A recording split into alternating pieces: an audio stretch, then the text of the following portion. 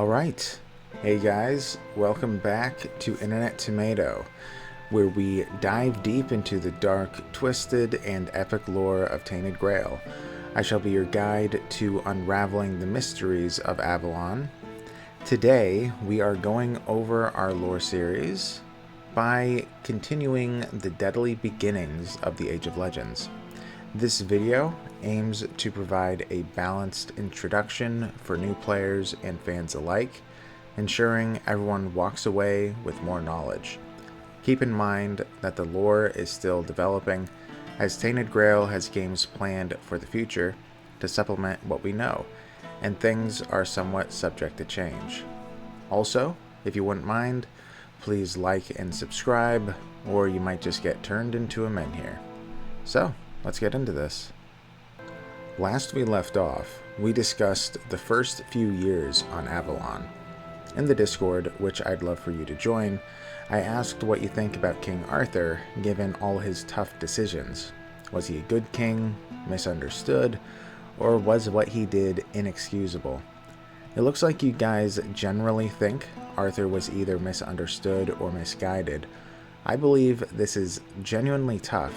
Sending the sick on a death march is pretty bad, but when 2/3 ended up dying from starvation even in Tainted Grail, perhaps there would have been far more deaths had he not sent them away.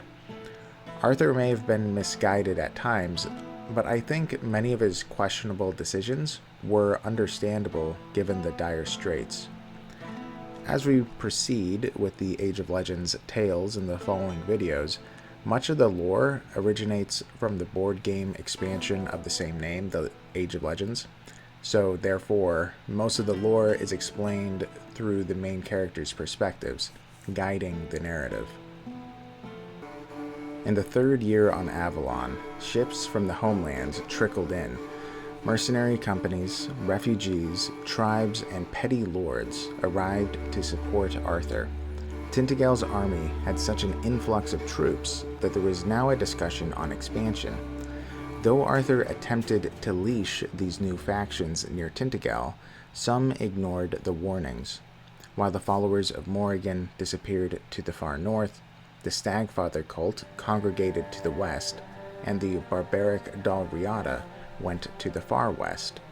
Still, the weirdness made visibility heavily hampered, and those foolish enough to venture out would typically pay the ultimate price. With these expansions, it was likely around now that the king decided there needed to be a second foothold on Avalon.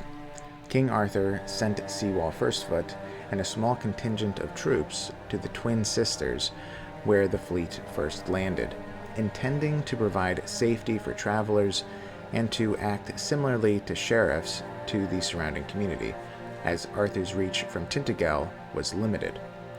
Seawall began the Keepers, a group of soldiers who left their old lives to be devoted to the safety of the South. Seawall and his most loyal followers, such as Locke the Mad, were not just sheriffs, but were a military force, fighting the Fordwellers on the field of battle. They had little more than a barracks and plans for future growth, such as a port, lighthouses, and a keep. The Keepers were supposed to be equal to the Knights of the Round Table in terms of authority, and to those in the South, they treated the Keepers with great respect. I believe it's unlikely that Seawall remained on the Twin Sisters after their initial landing. Surviving in the weirdness or among the Fordwellers for 4 years would have been extremely challenging. Additionally, the unfinished pier raises doubts, as it would have been essential for accessing food due to the poor soil and would have greatly facilitated ship traffic during that time.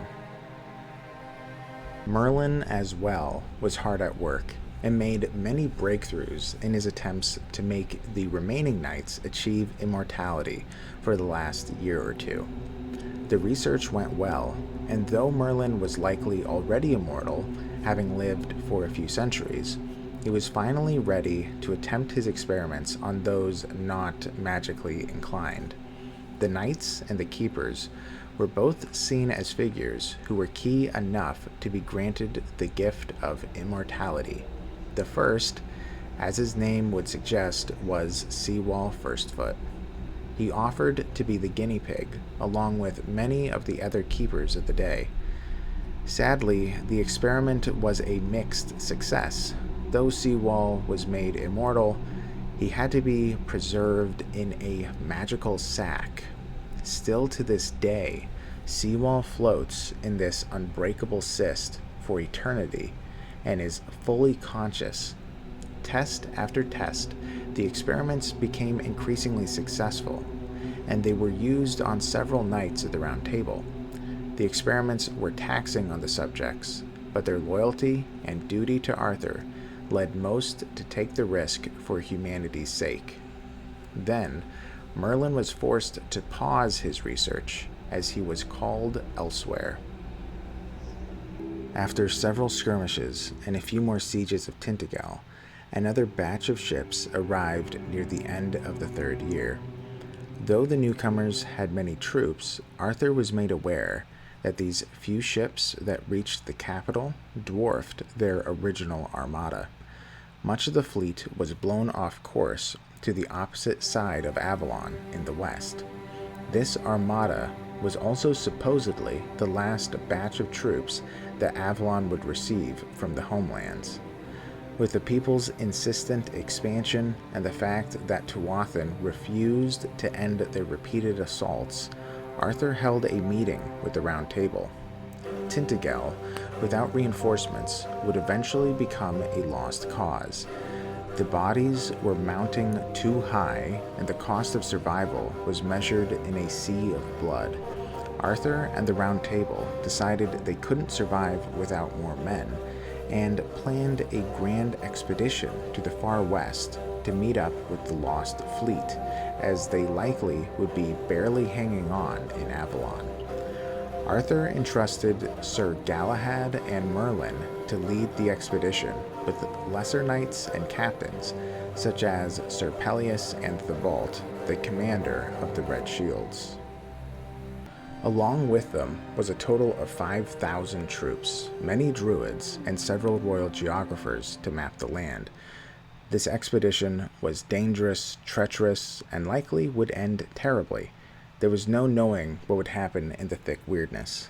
A Tuathan army would have double the strength, with potent weirdness surrounding them to control as a weapon. Despite the danger, the soldiers geared up. Merlin had a plan, however.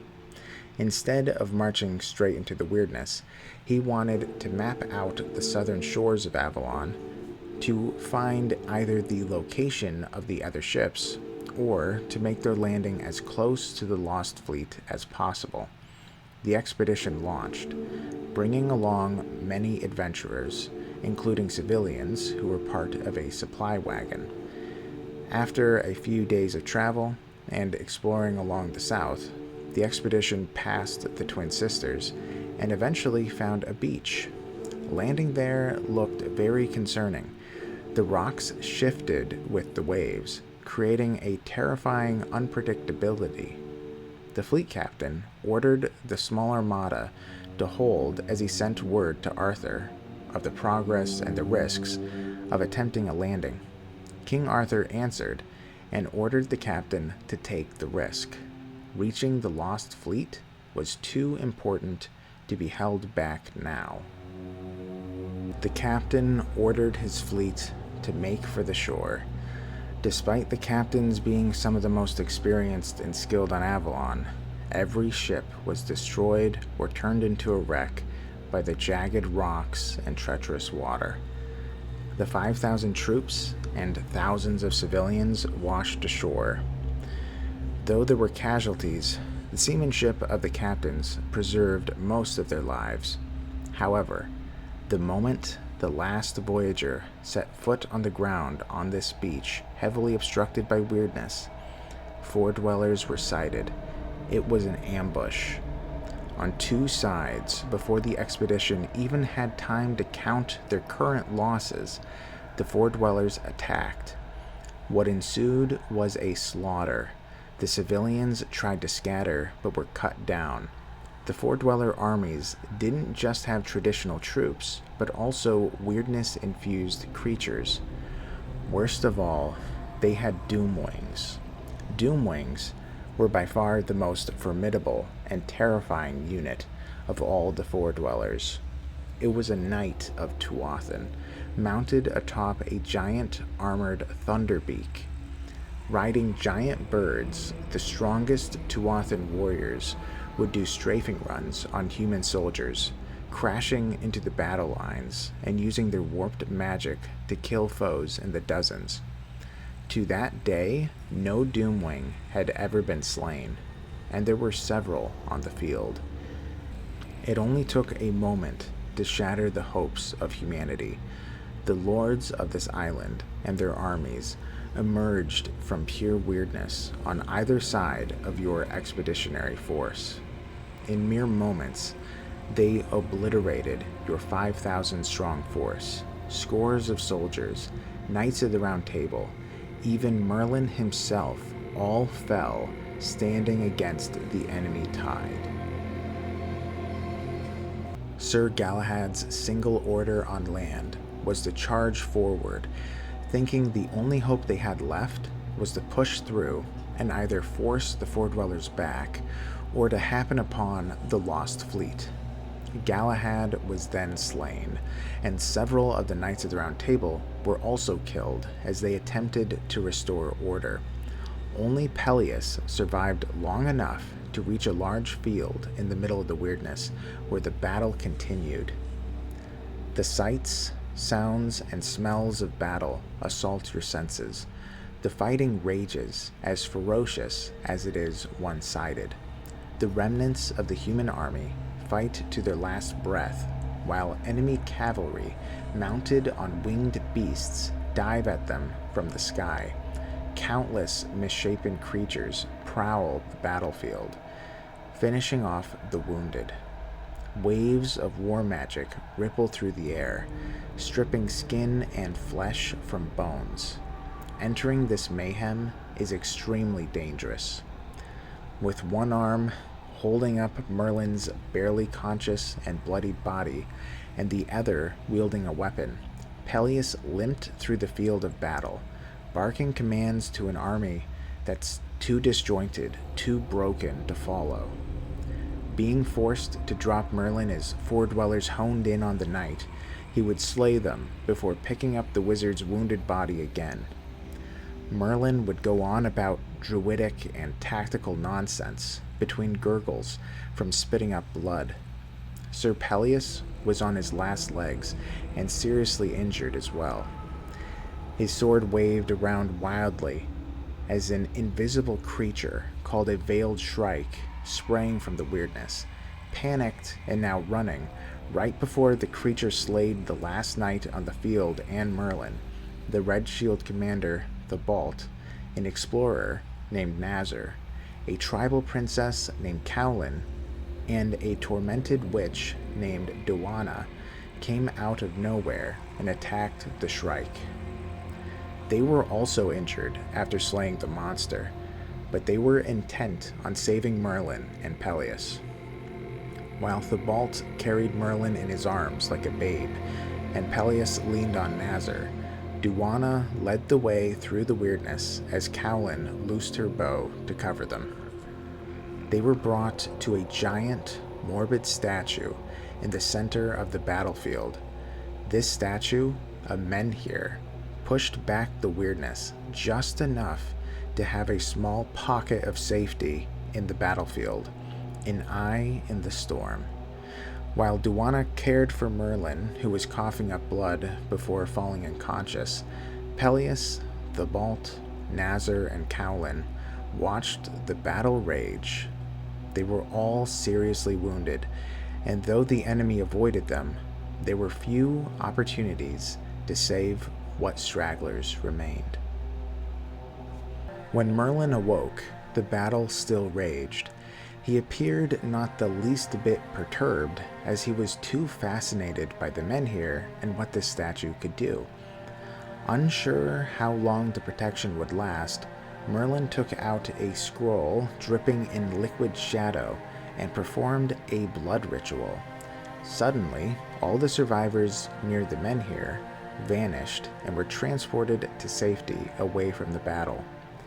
Though safe, all they could do now was watch at a secure distance as the last remnants of the expedition were killed, hunted, and slaughtered. Believe it or not, this is usually considered the beginning of the Age of Legends, though when Seawall first stepped on Avalon could also be considered the start. Arthur would eventually give Thibault, Nazar, Cowlin, and Duana the title of Executors, so when I reference them from now on, I will just call them the Executors. Merlin had disappeared from the group to a nearby redwood forest, and though Sir Peleus was the commanding officer, the Executors took charge while Peleus was recovering from his grave wounds. The tale of the Executors is the main story in the Age of Legends board game, but I will just go over them when they are relevant, which they probably will be a lot. The Executors scoured the land for survivors and a shielded home away from the Foredwellers and their weird beasts. The battle lasted several hours before the last human line was annihilated. All that was left were the ones who ran and hid in the weirdness.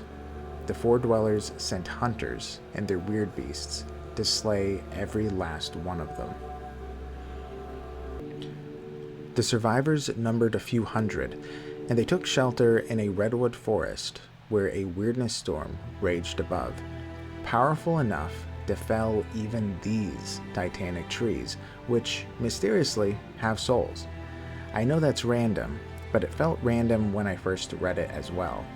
While the trees were felled, their spirits would release and cry out at the disaster of it all, blaming the war for destroying their long-standing forest. Creating ladders to climb up the giant tree stumps, the survivors set up makeshift watchtowers. Merlin then formed a massive barrier around the outpost that both hid it from the Foredwellers and kept the survivors safe from the weird storm above.